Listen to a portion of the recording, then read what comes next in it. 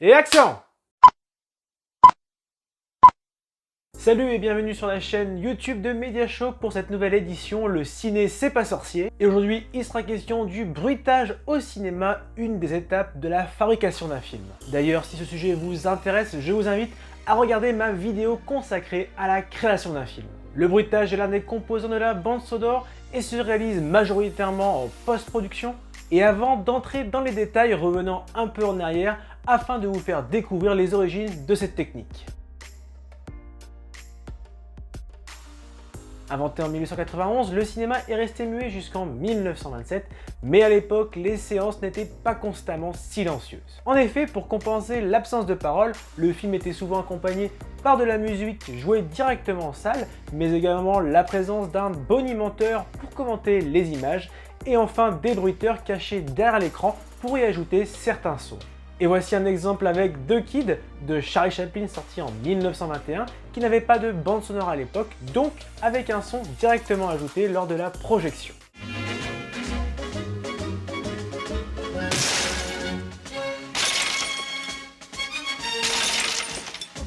C'est finalement en 1927 que le film Le chanteur de jazz, produit par la Warner, fut considéré comme le premier long métrage parlant. Débutant comme un film muet, il finit par devenir sonore avec l'homme qui se met à chanter et à parler.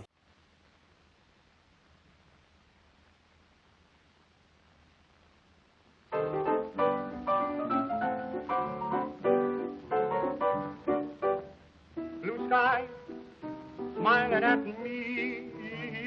Une véritable révolution puisque du jour au lendemain, il fallut équiper toutes les salles de cinéma de haut-parleurs mais également de nouveaux projecteurs et de nouveaux métiers liés au son firent leur apparition tels que le mixeur, le perchiste, l'ingénieur du son ou encore le bruiteur. Car oui, figurez-vous, il s'agit d'un métier à part entière où le travail consiste à recréer des sons pour les amplifier sur le grand écran et ce à partir d'objets divers et variés. Bon, revenons à nos moutons et parlons un peu technique. Lorsque l'on réalise un film, il y a deux manières d'enregistrer les bruits tout comme les dialogues, à savoir directement pendant le tournage ou bien après. En général, les réalisateurs enregistrent la majorité des sons pendant le tournage, mais ils peuvent en ajouter certains lors de la post-synchronisation si le bruit enregistré pendant le tournage contient trop de sons parasites ou bien tout simplement s'il n'est pas assez expressif. Pour cela, l'ingénieur du son pourra alors trouver un son équivalent dans une banque de sons ou bien tout simplement faire appel à un bruiteur pour le reproduire et le superposer à la bande sonore. Voici un exemple dans 2001, l'Odyssée de l'espace, où la respiration de l'astronaute a été post-synchronisée.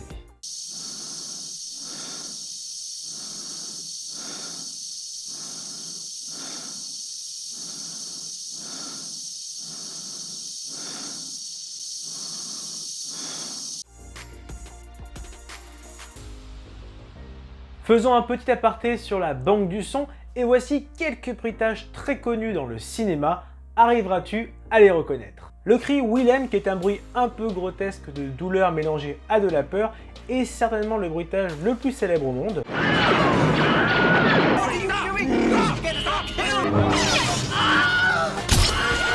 Le klaxon du camion, qui n'a pas de nom particulier, mais vous l'avez forcément déjà entendu dans plein de films. They would slide out.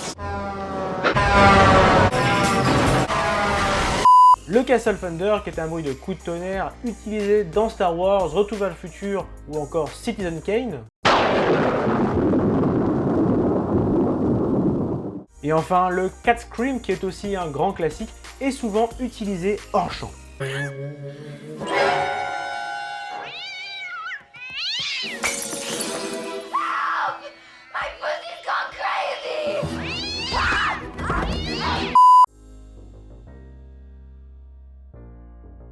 Terminons cette vidéo en faisant un petit zoom sur le bruiteur, un métier créatif et ludique en étroite collaboration avec l'ingénieur du son. Lors de la post-production, ces personnes ont les images du film sur un grand écran face à eux et doivent synchroniser leurs mouvements pour créer le bruit qui correspond à l'action. A noter qu'il existe trois grandes catégories de bruit, le premier étant les pieds avec une grande variété de chaussures, le second étant les accessoires avec par exemple un seau d'eau, un arrosoir, des noix de coco, et enfin le troisième étant le tissu.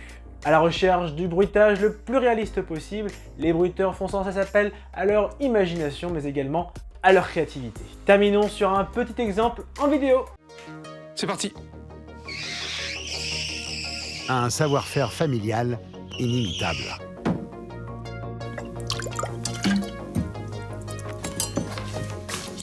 Là, il sait tout faire en même temps. Il est capable de faire ça. Il a ce côté vieille école où il fallait tout faire. Et c'est ça qui est drôle. En tout, Julien a bruité près de 1000 films et téléfilms.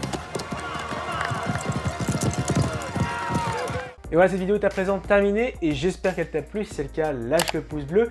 Partage également tes anecdotes sur le bruitage au cinéma dans les commentaires. Et n'oublie pas de t'abonner à la page Facebook, à la page Instagram, mais également à la chaîne YouTube, sans oublier la petite cloche pour recevoir toute l'actualité de Media Show. Allez, à très vite!